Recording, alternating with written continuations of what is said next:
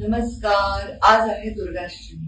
आपल्या सर्वांना दुर्गा मातेच्या चरणी ही प्रार्थना करते, सुख लाभो, समाधान लाभो, आपल्या सर्वांचं मंगल हो.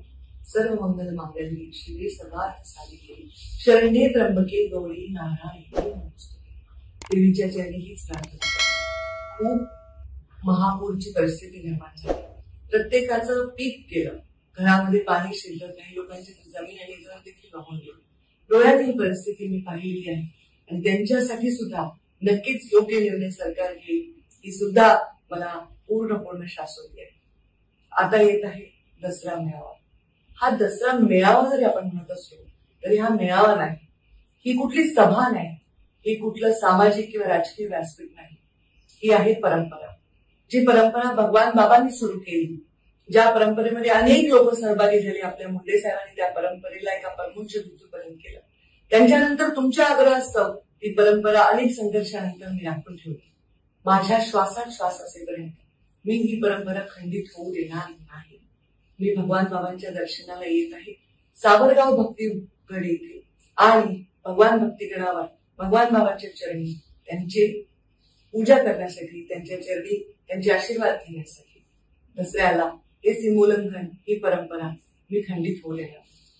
मला माहिती आहे पुराचं पाणी गावात शिरलंय, तुमच्या अडचणी आहेत.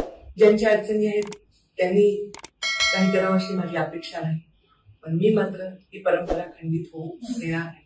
याच्यामध्ये माझा स्वार्थ आहे. तुम्ही म्हणता ताई तुमच्या भाषणाने आम्हाला ऊर्जा मिळते, तुमच्या दर्शनाने मला ऊर्जा मिळते.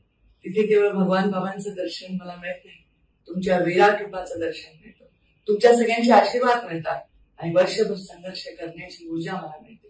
त्यामुळे मी ही परंपरा खंडित होऊ देणार नाही. कोणी मला म्हणालं की हा दसरा मेळावा तुम्ही साधेपणाने करणार का? मला तर हसू आलं. मी म्हटलं ह्याच्यात काय साधेपणा अजून असणार आहे? जमिनीवर बसायला काही अंतरलेलं नसतं तरी लोक मातीत बसतात. वरती आकाशातून ऊन येऊ पाऊस येऊ काहीही कुठलंही शेड लावलेलं नसतं तरी लोक तिथं बसतात. आम्ही त्यांना खायला प्यायला काही देत नाही, घरच्या दशवा बांधून लोक घरातली पुरणपोळी सोडून येतात. याच्यापेक्षा काय रे साधेपणा? गरिबांचा, साध्या माणसांचा, 18 पगड जाती जमातीच्या लोकांचा हा ऊर्जा घेण्याचा असा एक संगम आहे हा सीमोल्लंघनाचा परंपरा. यापेक्षा साधं असं काय असणार? पण तरीही पुराचं पाणी गेल्यामुळे ज्यांच्या घरामध्ये चूल पेटू शकत नाही किंवा ज्यांना पुरणपोळी दसऱ्याला खाता येणार नाही त्यांच्यासाठी आपण छोटंसं काही करू शकतो.